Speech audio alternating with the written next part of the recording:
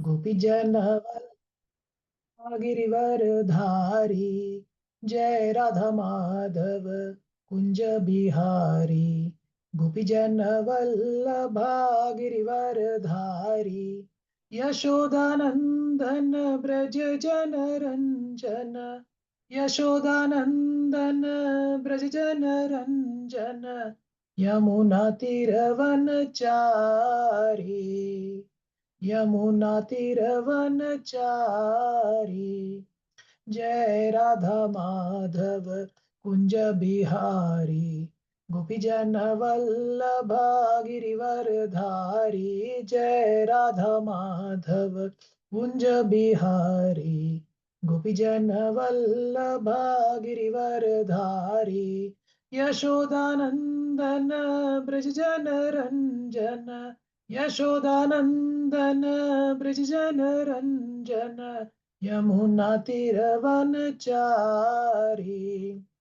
यमुना तीरवनचारी। जय राधा माधव कुंज बिहारी, गोपीजन वल्लभ गिरिवरधारी, यशोदानंदन ब्रज जन रंजन, यमुना तीरवनचारी। हरे कृष्णा कृष्णा कृष्णा हरे हरे, हरे राम राम राम हरे हरे, हरे कृष्णा कृष्णा कृष्णा हरे हरे, हरे राम राम राम हरे हरे, हरे कृष्णा कृष्णा कृष्णा हरे हरे, हरे राम राम राम हरे हरे। जय राधा दामोदर, राधा दामोदर, राधा दामोदर, राधा दामोदर। जय यशोदा दामोदर, यशोदा दामोदर, यशोदा दामोदर, यशोदा दामोदर। जय जय जगन्नाथ जगन्नाथ, बलदेवा जय सुभद्रा, जय जय जगन्नाथ जगन्नाथ, बलदेवा जय Subhadra.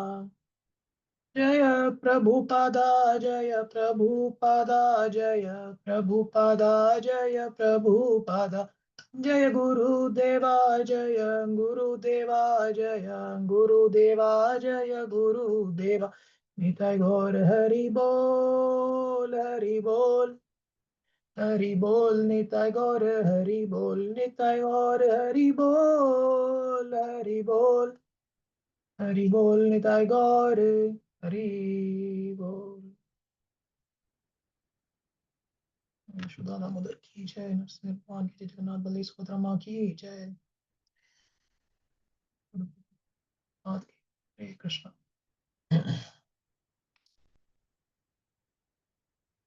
Hare Krishna. Welcome to today's Bhagavatam class. We'll be discussing chapter 24 from the 8th canto, the first 15 verses, which actually describes the Matsya Avatara incarnation. And it's a very nice narration, which actually also bridges the two cycles of creation. So basically, one cycle ends and another cycle is also getting created. Let's start. Om Namo Bhagavate Vasudevaya.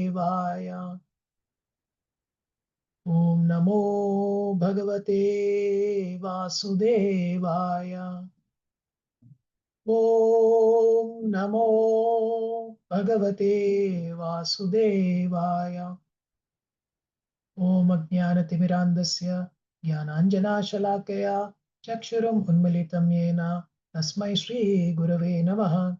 Shri Chaitanya मनोभीष्टं स्थापितं येन भूतले स्वयं रूपा कदा मह्यं ददाति स्वपदान्तिकं वन्देऽहं श्रीगुरोः श्रीयुतापदकमलं श्रीगुरून् वैष्णवांश्च श्रीरूपं सागरजातां सहगणा रघुनाथान्वितां तां सजीवं साद्वैतं सावधूतं परिजनसहितं कृष्णचैतन्यदेवं श्रीराधकृष्णपादान् सहगणा ललिता श्रीविशाखान्वितांश्च हे कृष्णा करुणा सिन्धो दीनबन्धो जगत्पते गोपेशा गोपिकान्ता राधाकान्ता नमोऽस्तु ते तप्त कांचना गौरांगी राधे वृंदावनेश्वरी वृषभानुसुते देवी प्रणमामि हरिप्रिये वाञ्छाकल्पतरुभ्यश्च कृपा सिन्धुभ्यैव च पतितानां पावनेभ्यो वैष्णवेभ्यो नमो नमः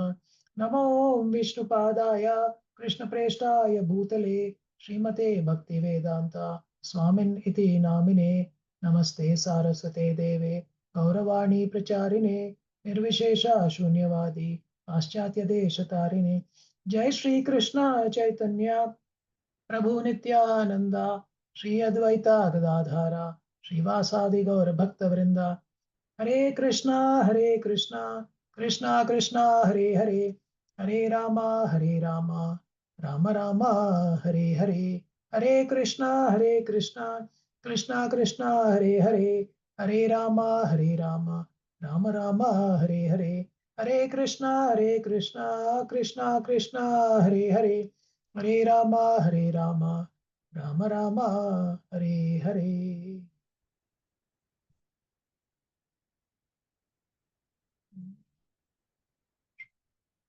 Krishna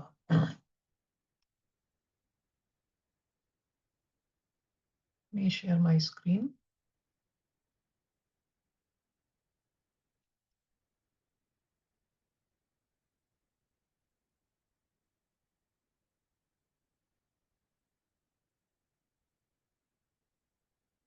So we are now come to chapter 24. This is the last chapter in the 8th canto, named Withdrawal of the Cosmic Creations. And the chapter is on the Matsyavatara, the Lord's fish incarnation.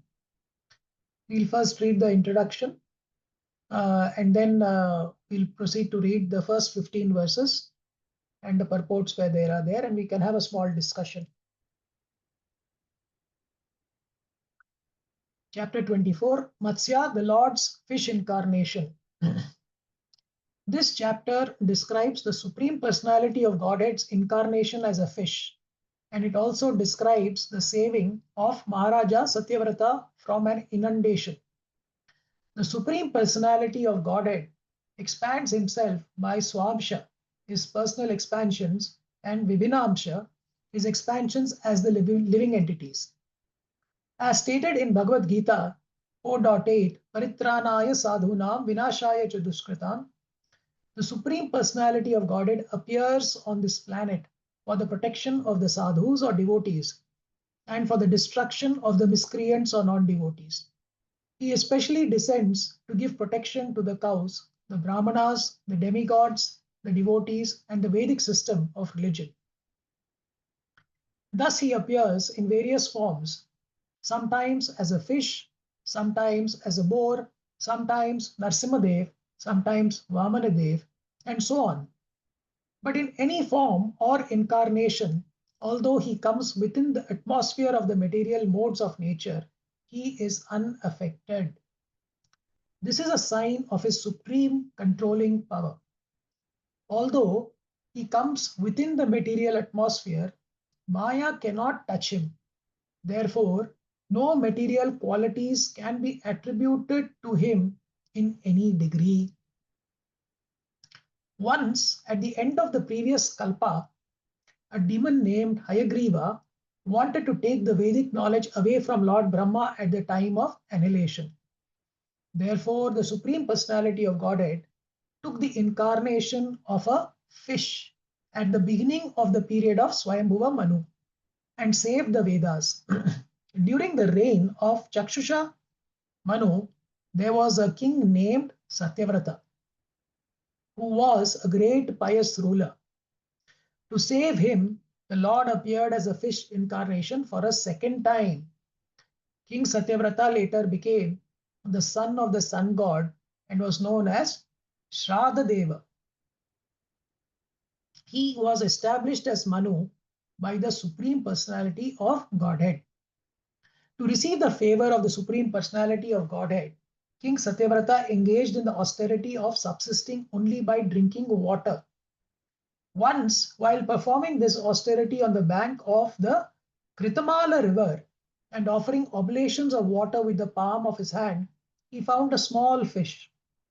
The fish appealed to the king for protection, asking the king to keep him in a safe place. Although the king did not know that the small fish was the Supreme Personality of Godhead himself, as a king, he gave shelter to the fish and kept him in a water jug.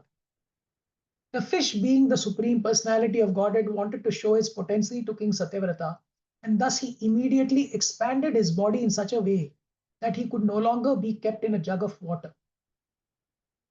The king then put the fish in a big well, but the well was too small, also was too small. Then the king put the fish in a lake, but the lake was also unsuitable. Finally, the king put the fish in the sea, but even the sea could not accommodate him. Thus, the king understood that the fish was no one else but the Supreme Personality of Godhead, and he requested the Lord to describe his incarnation as a fish. The Personality of Godhead, being pleased with the king, informed him that within a week there would be an inundation throughout the universe, and that the fish incarnation would protect the king along with the rishis, herbs, seeds, and other living entities. In a boat which would be attached to the fish's horn. After saying this, the Lord disappeared. King Satyavrata offered respectful obeisances to the Supreme Lord and continued to meditate upon him. In due course of time, annihilation took place, and the king saw a boat coming near. After getting aboard with learned brahmanas and saintly persons, he offered prayers to worship the Supreme Personality of Godhead. The Supreme Lord is situated in every one's heart, and thus he taught Maharaja Satyavrata and the saintly persons about the Vedic knowledge from the core of the heart. King Satyavrata took his next birth as Vaivasvata Manu, who is mentioned in Bhagavad Gita. Vivaswan Manava Praha, Manave Praha. The sun god spoke the signs of Bhagavad Gita to his son Manu. Because of being the son of Vivaswan, this Manu is known as Vaivasvata Manu. Hare Krishna. So now we'll start reading. If any Prabhuji or Mataji wants to read the text and the translation, please unmute yourself and you can read. So if anyone wants to read the first text. Hare Krishna, Prabhuji. Hare Krishna. Prabhuji, verse you want to read or? I can read the verse also, Prabhu. No problem. Shri Raja Ovacha Bhagavan Yujrotum Ichchami Harer Adbhuta Karmanah Avatara Katham Adyam Maya Matsya Vidambanam. Hare Krishna. Translation and purport is Swami Srila Prabhupada ki jai. Maharaja Parikshit said, the Supreme Personality of Godhead, Hari, is eternally situated in his transcendental position. Yet he descends to his material world and manifests himself in various incarnations. His first incarnation was that of a great fish. O most powerful Sukadeva Goswami, I wish to hear from you the pastime of the fish incarnation. Purport. The Supreme Personality of Godhead is all powerful, yet he accepted the form of an uncommon fish. This is one of the 10 original incarnations of the Lord. Hare Krishna, Prabhuji. Thank you, Prabhu. So here the question is being posed by Maharaj Parikshit on the incarnation, as to why he descends, yet he descends to this material world and manifests himself in various incarnations. And his first incarnation was that of a great fish. And he wants to know more about this incarnation from Shukadeva Goswami. It's pretty straightforward here. next two texts we'll read. I'll read, Prabhuji. Hare Krishna. Yes, Mataji, you can read. Translations and purports by Srila Prabhupada ki jai. Yad artham adahad rupam matsyam loka jugut tamaha prakriti durmarshacham karmagrasta iveshvaraha etanno bhagavan sarvam yathavad vaktum arhasi uttama charitam sarvaloka sukhavaham. Translation: what was the purpose for which the Supreme Personality of Godhead accepted the abominable form of a fish, exactly as an ordinary living being accepts different forms under the laws of karma? The form of a fish is certainly condemned and full of terrible pain. O my Lord, what was the purpose of this incarnation? Kindly explain this to us, for hearing about the pastimes of the Lord is auspicious for everyone. Purport: Parikshit Maharaj's question to Sukadeva Goswami was based on this principle stated by Lord himself in Bhagavad Gita 4.7. Yada yada hi dharmasya glanirбhavati bharata abhyuthanama dharmasya tadatmanam srijamyaham.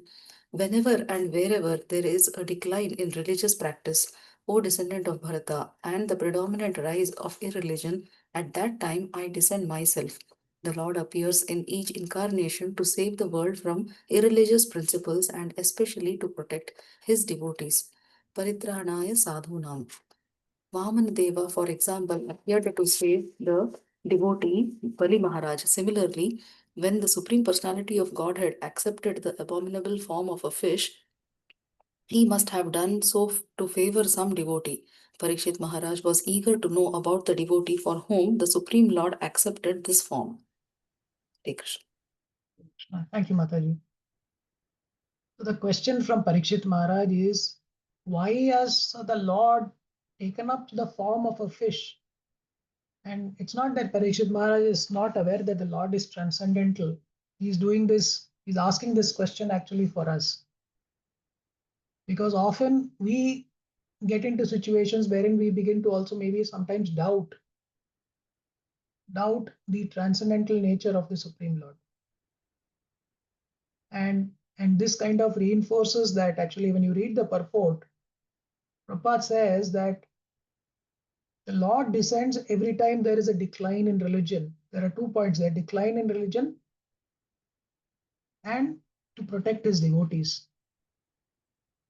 He says, Paritranaya sadhunam dharma samsthapanarthaya sambhavami yuge yuge.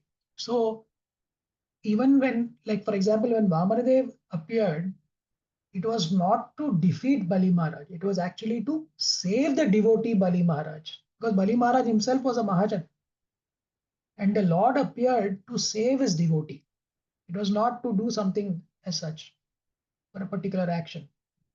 And then the other thing is in terms of the forms that the Lord takes, right? So he appeared as a boar, he appeared as a fish.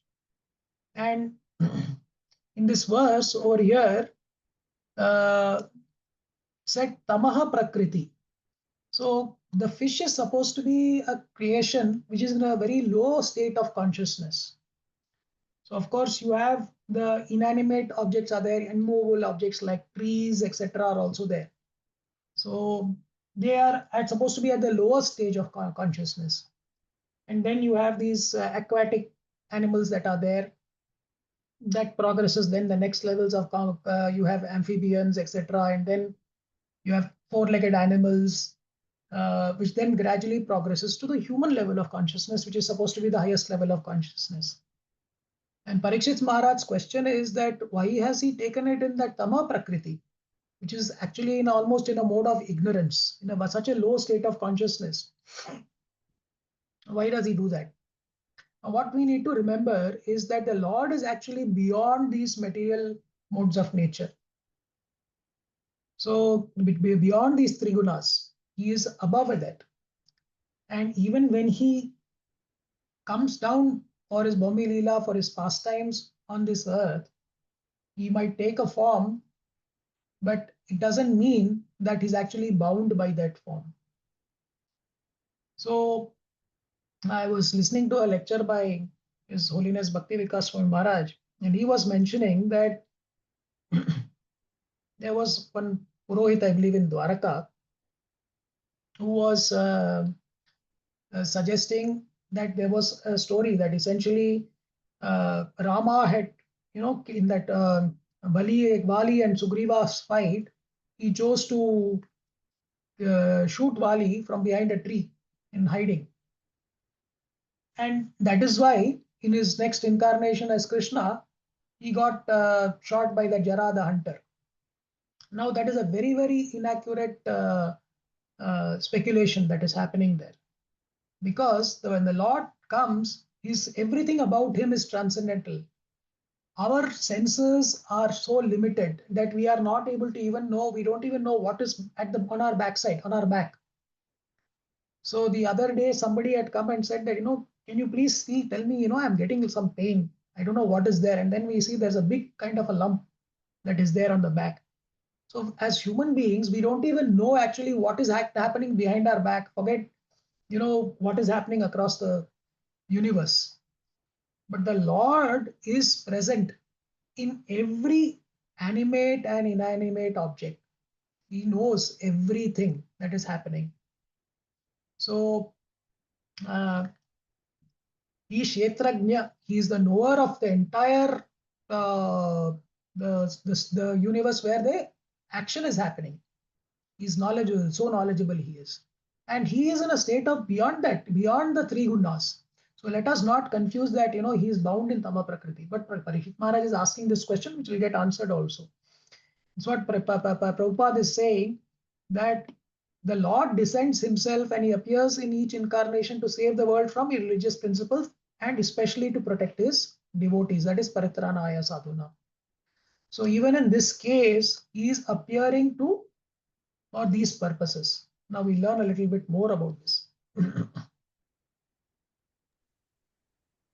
Text 4. Sri Sutta Uvacha Ityukto Vishnuratena Bhagavan Badarayani Uvacha Charitam Vishnor Matsya Rupena Yatkritam. Translation. Sutta Goswami said, when Parikshit Maharaja thus inquired from Shukadeva Goswami, that most powerful saintly person began describing the pastimes of the Lord's incarnation as a fish. Text 5. Sri Shuka Uvacha Go Viprasura Sadhunam Chandasam Api Cheshwaraha Raksham Ichham Stanur Dhate Dhatte Dharmasyarthasya Chaivahi. Translation. See, Sukadeva Goswami said, O king, for the sake of protecting cows, brahmanas, demigods, devotees, the Vedic literature, religious principles, and principles to fulfill the purpose of life, the Supreme Personality of Godhead accepts the forms of incarnations. Hare Krishna. Can someone read the purport? Hare Krishna. Anyone wants to read the purport? Hare Krishna, I can read. Yes, Prabhu, please read. The Supreme Personality of Godhead generally appears in various types of incarnations to give protection to the cows and brahmanas. The Lord is described as Go Brahmanya Hitayecha. In other words, he is always eager to benefit the cows and brahmanas. When Lord Krishna appeared, he purposefully became a cowherd boy and showed personally how to give protection to the cows and calves. Similarly, he showed respect to Sudama Vipra, a real Brahmana. From the Lord's personal activities, human society should learn how to give protection specifically to the Brahmanas and cows. Then the protection of religious principles, fulfillment of the aim of life, and protection of Vedic knowledge can be achieved. Without protection of cows, Brahmanical culture cannot be maintained and without Brahmanical culture, aim of life cannot be fulfilled. The Lord therefore is described as Go Brahmanya Hitai because his incarnation is the only for the protection of cows and brahmanas. Unfortunately, because in Kali Yuga there is no protection of cows and Brahminical culture, everything is in precarious position. If human society wants to be exalted, the leaders of society must follow the instructions of Bhagavad Gita and give protection to the cows, the brahmanas, and the Brahminical culture. Hare Krishna. Thank you. So the Lord says in Bhagavad Gita, chapter 4, verse 13, he says, Chaturvarnyam Maya Shrishtam. He says that this Varnashrama has been created by him. And he has created it also for a purpose. And all of you must be already knowing that it's not something this designation of being either a Brahmin or a Kshatriya comes by birth. It is the nature of the person that will determine that. But amongst these Chatur Varnas, the four Varnas that are there, you have the Brahmanas, which has been designated as the highest. Now, why is that so? Why are they designated as the highest? Maybe we can have a small interaction here if anyone wants to share. Why are the Brahmanas designated as the highest? Maybe they gain knowledge. They gain knowledge from the scriptures, and they they propagate those knowledge. They use Yes, Prabhu. So they the are the highest knowledge, teachers. maybe, Prabhu. Correct, Prabhu. So that knowledge is there, and on this on the planet, they are actually the representatives of God. They have that knowledge is supposed to be with them, and they are supposed to propagate and share this knowledge so that societal order is maintained, and we as jivas know our purpose and actually are able to fulfill that purpose, which is to be the eternal servitors of the Supreme Lord and to be in a relationship with his loving devotional service to the Supreme Lord's lotus feet. So that is what the Brahmana's purpose is. And that's why it makes them right at the top. Now, the other Varnas are actually meant to support these Brahmanas so that society can remain. That's why Prabhupada says, from the Lord's personal activities, human society should learn how to give protection specifically to the Brahmanas and the cows. In Bhagavad Gita, in 3.21, he says, whatever actions a great man performs, common men will follow. And whatever standards he sets by exemplary acts, all the world pursues. Now, this is one of the most exemplary acts that human society can do, which is to give protection to the Brahmanas and the cows because it preserves the society. And that's what Prabhupada says, when this happens, the protection of religious principles, fulfillment of the aim of life, and protection of Vedic knowledge can be achieved. Threefold. Protection of religious principles or dharma, fulfillment of the aim of life. What is the fulfillment of aim of life? Are the purpose of this human birth that we have gotten after so many millions of birth amongst those 84 million species is that right now we have a chance to actually understand what is our eternal constitutional position, who we are, and then thereby maybe go back to Godhead. That is the fulfillment of the aim of life. And the protection of Vedic knowledge. This knowledge needs to be, of course, protected. So on one side, Dharma is there, which gets reinforced. Other side, the Vedic knowledge is also protected because these Brahmanas are the custodians of this knowledge. And Prabhupada then goes on further to say that without the protection of cows, Brahmanical culture cannot be maintained. And without the Brahmanical culture, the aim of life cannot be fulfilled. So we saw or just learned a little bit about what makes the Brahmanas so important and what makes the protection of Brahmanas even more important.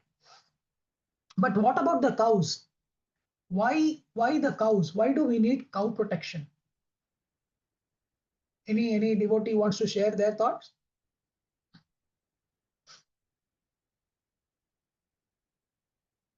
Hare Krishna. Yes, Akanya Prabhu. No, bro. I exactly I don't know, but maybe as maybe cows are more dear to Krishna and they are actually near to nature and maybe to cow protection. Though we say go Brahman, yeah, that. Though we say that, but yeah, maybe they are dear to Krishna and near to nature, bro. I don't know exactly. I'll repeat what I heard in Maharaj's lecture, that the Brahmanas do yagnas. That is what they do. They do the sacrifices. They are actually authorized to do the yagnas for the Supreme Lord. Right? And the cow is most pure. Everything about the cow is pure. Except there is one part which is supposed to be not pure. Everything else is pure. So when you look at the Panchagavya, you have milk, ghee, yogurt, stool, urine. Everything about it is pure. Even you use the cow dung to make the cow dung cakes, which are used in yagna. You use that for purification of that space. The ghee is used to be poured into the sacrificial fire. Yogurt and milk is also used.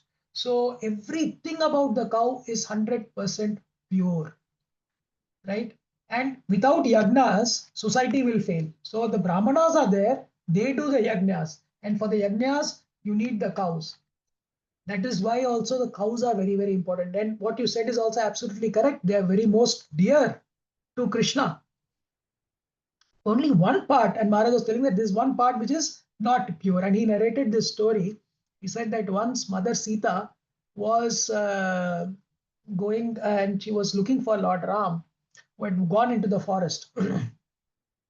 And on the other side from the forest, she saw a cow coming. And she asked the Gomata, she said, did you see Lord Ram? And Gomata said that, no, I did not see Lord Ram. I don't know where he is. She once again asked, no, you are coming from that direction. I just saw my husband go that side. You should have seen him. And the cow insisted and said that, no, I did not see. I don't know where he is. So I think, and then the Bharat says that Mother Sita cursed that, you're speaking not the full truth.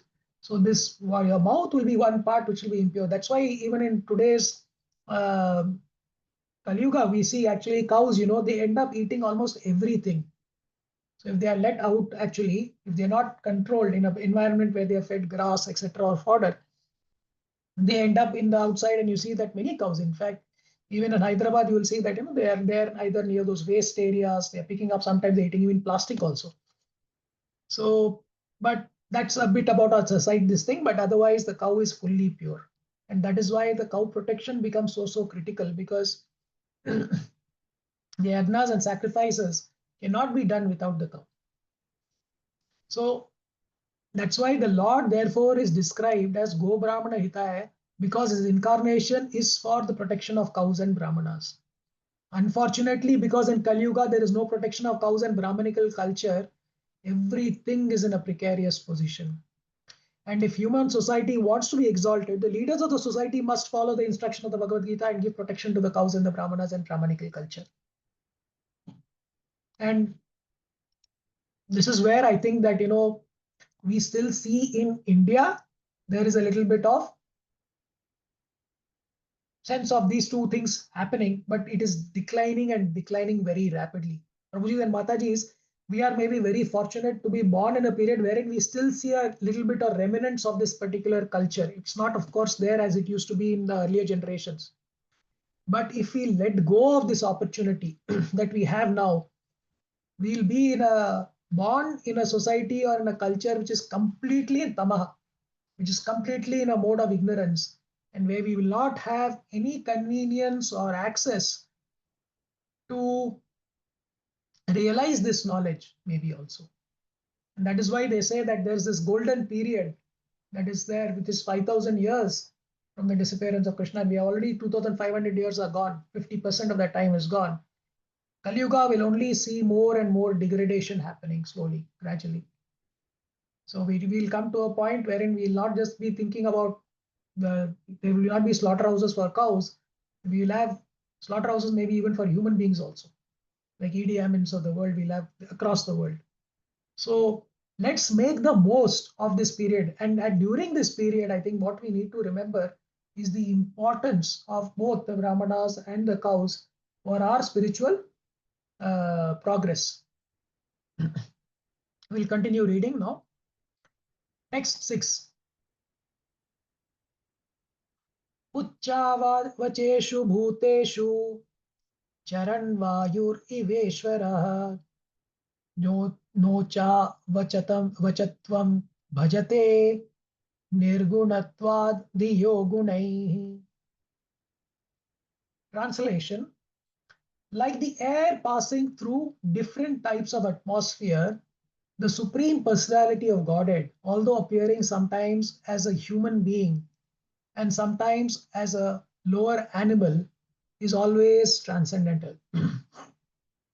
Because he is above the material modes of nature, he is unaffected by higher and lower forms. Purport: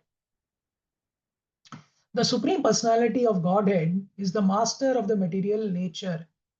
Maya dhakshena prakriti suyate sacharacharam.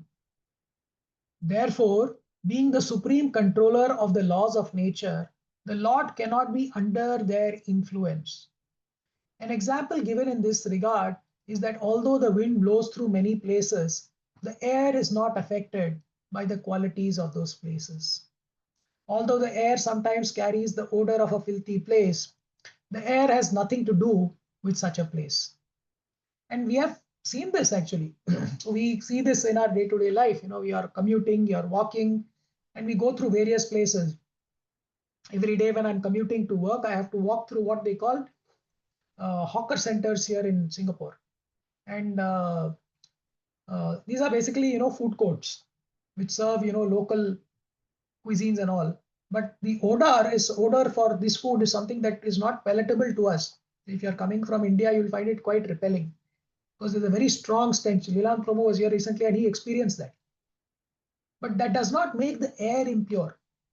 So the air is only carrying that odor of a filthy place or a place which is foul or a place which is, maybe we should not be calling it foul or whatever, but it is something that is not palatable to us.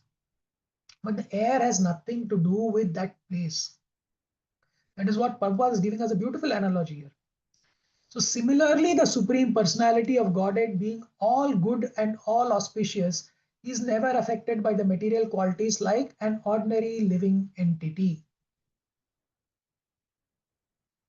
It's a very important statement. The Supreme Personality of Godhead is never affected by material qualities like an ordinary living entity.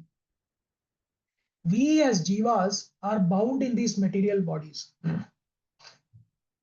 And we have no choice. Purusha prakriti stohi bhumte prakriti jan gunan. So when the living entity is in the material nature, he is affected by its qualities. And all of us, each individual over here has their own nature. And that nature is coming because of our previous karma that we have done. Or sukriti or whatever, akarma, karma, whatever we have done, vikarma, that is now building up and it is giving us a nature which is allowing us to do some whatever progress we are able to do. So the human beings cannot go beyond that. Lord is not like that. As I had outlined before, when the Lord comes, he's beyond all these. Even though it might appear that he's taking the form of a mortal, he is much beyond that. He is not affected. That's what Prabhupada says. The Supreme Personality of Godhead is not affected. Now, however, disrespectfully, one who does not know this considers the Supreme Personality of Godhead an ordinary living being. Avajananti mamudaha param bhavam ajanatah.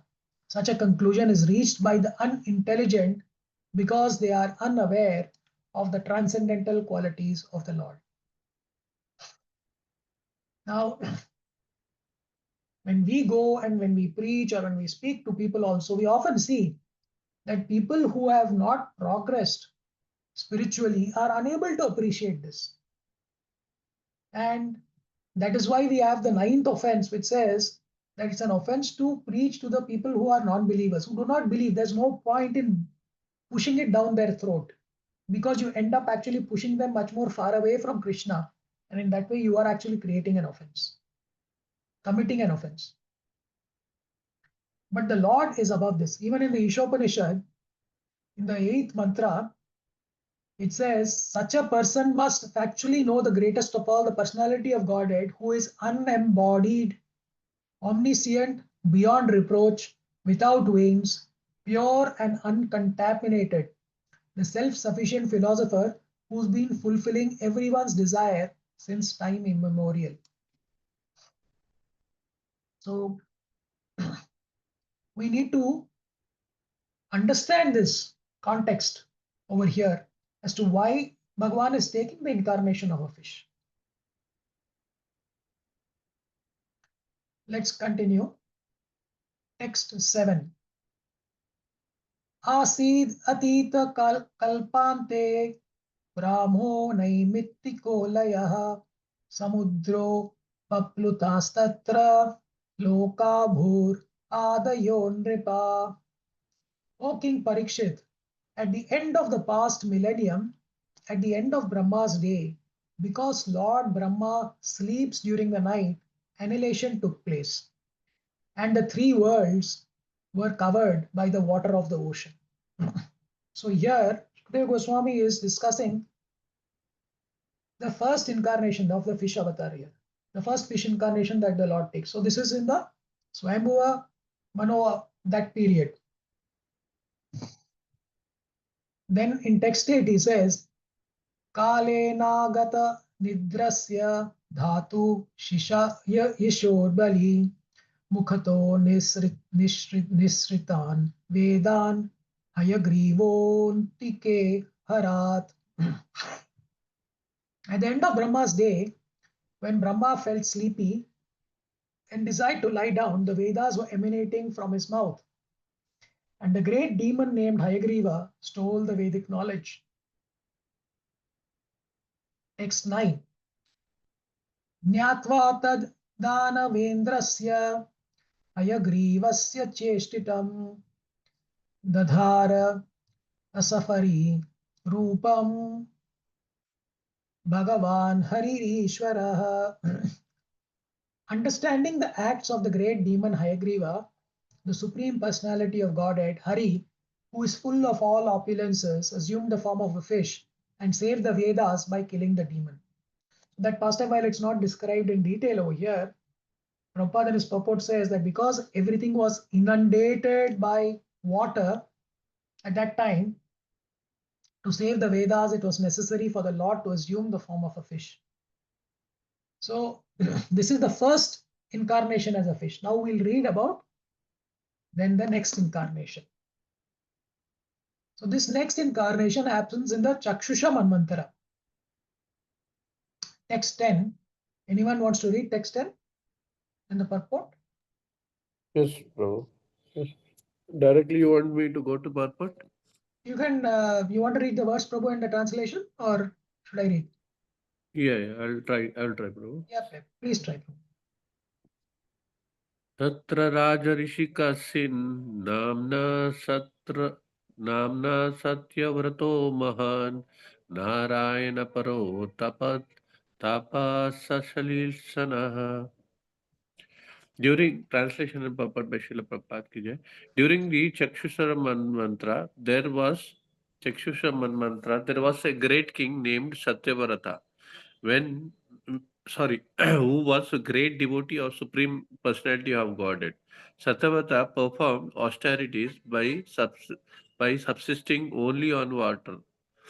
Purport: the Lord assumed one fish incarnation to save the Vedas at the beginning of Swayambhuva Manvantra, and at the end of Chakshusha Manvantra, the Lord again assumed the form of fish, just just to favor the great king named Satyavrata. As there was two incarnations of Vara, there were also two incarnations of fish. The Lord appeared as one fish incarnation to save the Vedas by killing Hayagriva, and he assumed the other fish incarnation to show favor to King Satyavata. Yeah, Hare Krishna. So the second incarnation is coming specifically to show a favor to Satyavrata.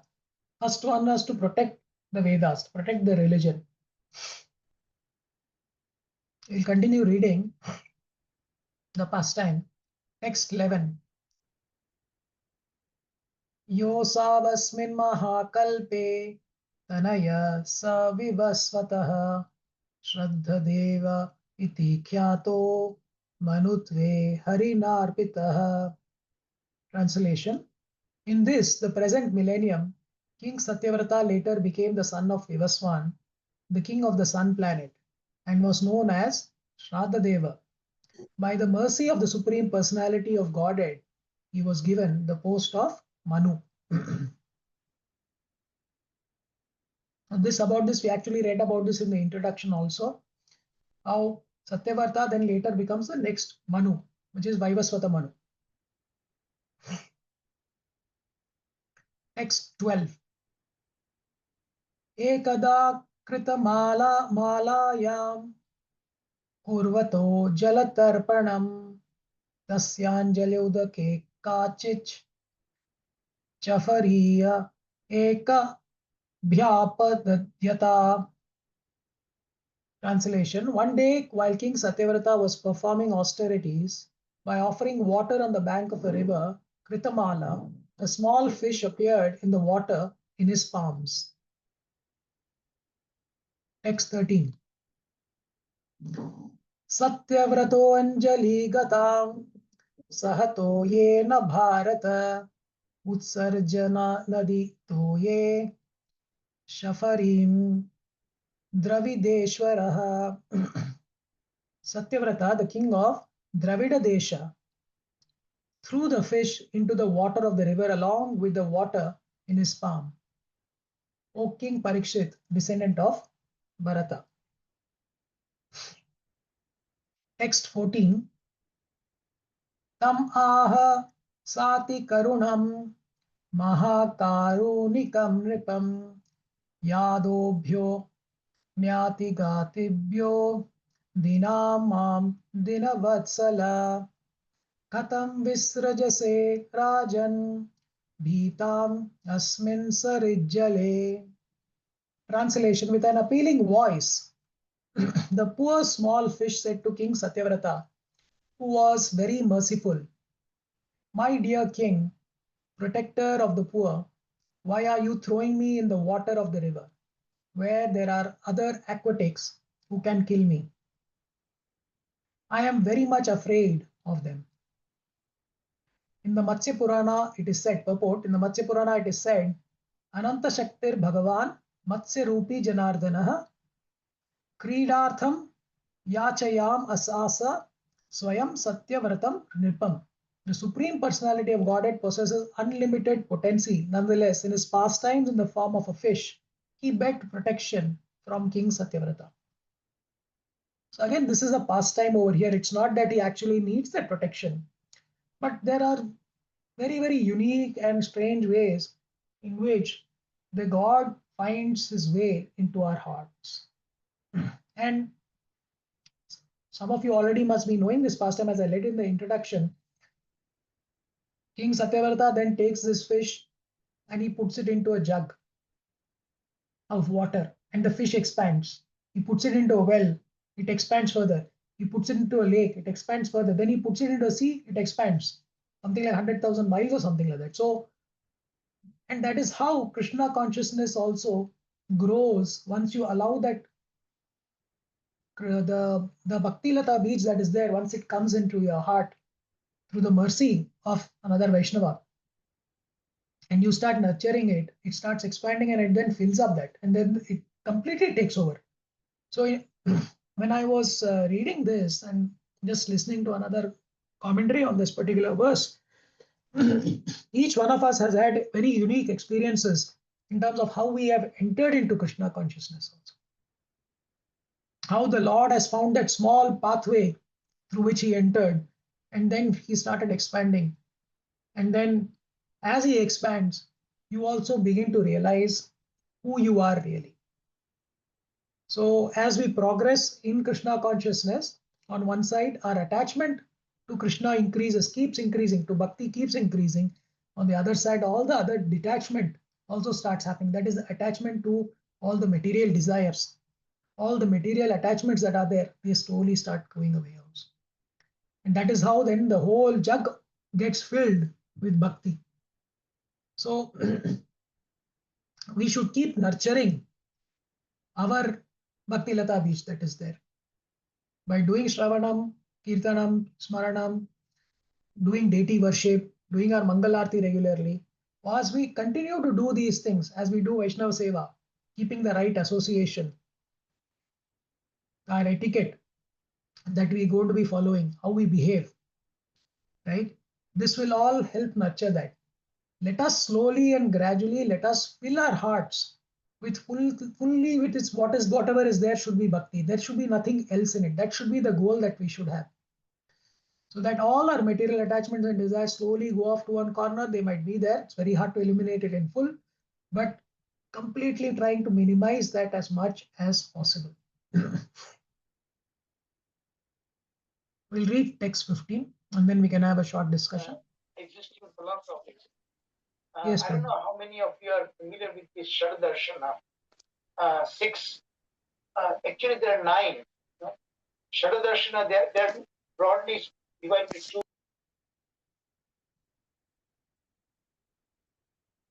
Hare Krishna. Okay, sorry. Text 15.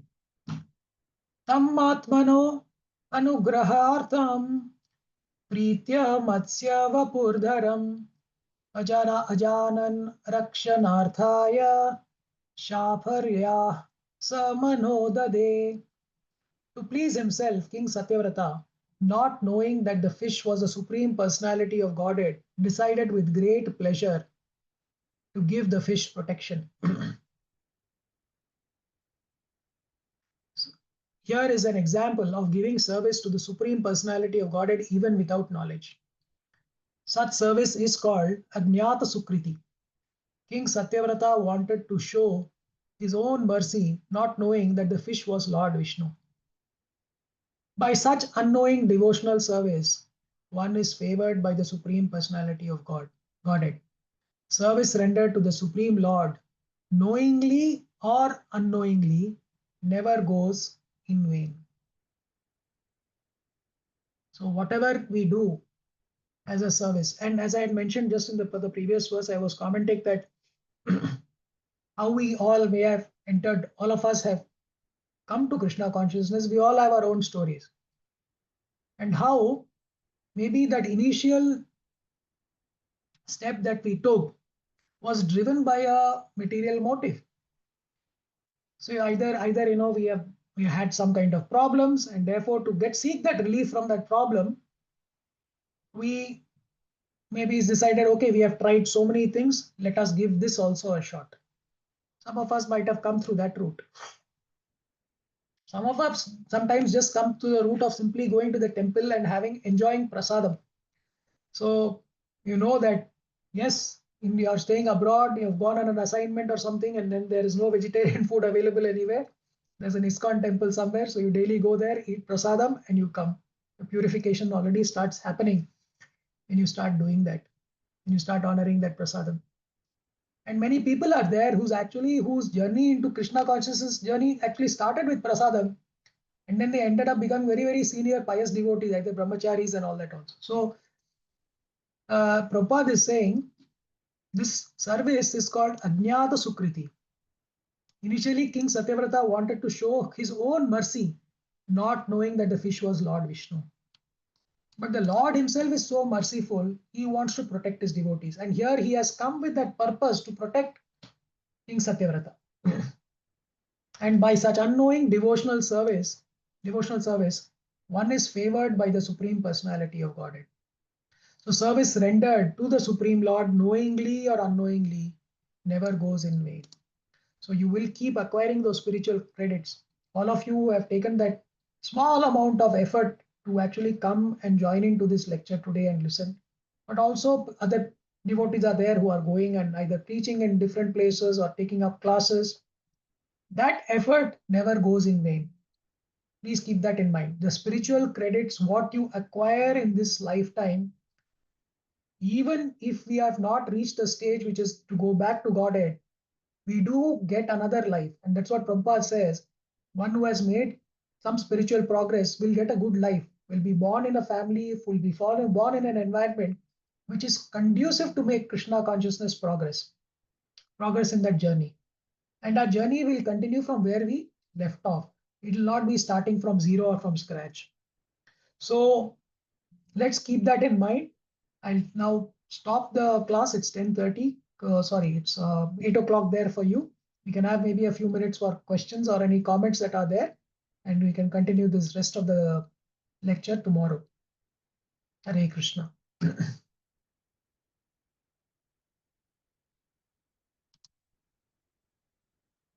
Hare Krishna. Any comments or any thoughts, any reflections from anybody?